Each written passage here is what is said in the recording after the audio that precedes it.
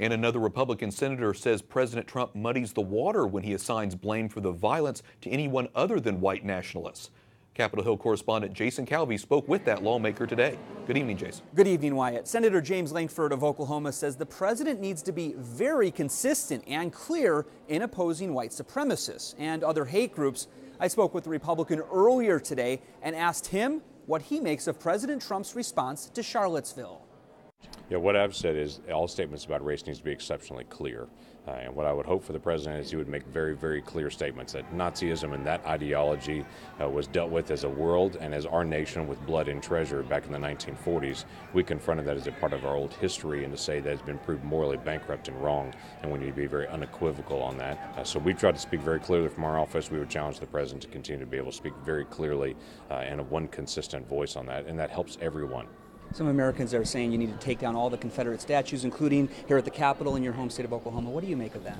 So there's a lot of conversation about that, quite frankly, when you deal with all statues and monuments and things related to Confederacy and to slave owners and such. That's each community needs to be able to look at that and be able to evaluate it. We can't deny our history.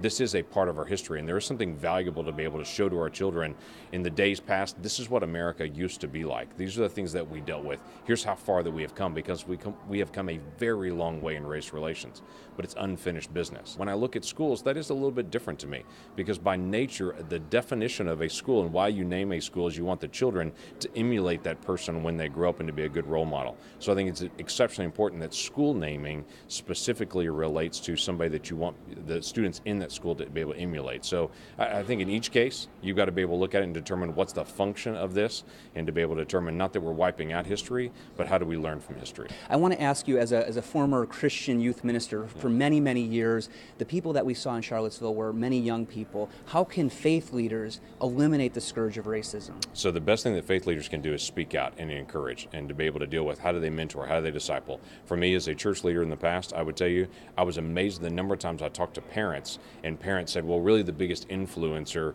are the media, or the biggest influencer are rock stars, or somebody that they see on social media. That's not true. The biggest influencer for children are their parents. Right behind that, if they're involved in the church, is the church and the leadership there, because the spiritual connection for an individual is one of the deepest connections you can possibly have.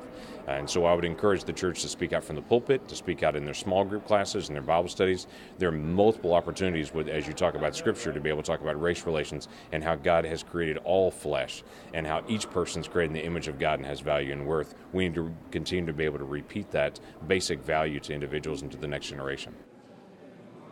Senators Lankford and Tim Scott are urging all Americans to be part of the solution, what they're calling Solution Sundays. It's simple. They're suggesting inviting a family of a different race over to your house for Sunday dinner or lunch. Wyatt? Correspondent Jason Calvi at the Capitol. Thanks, Jason.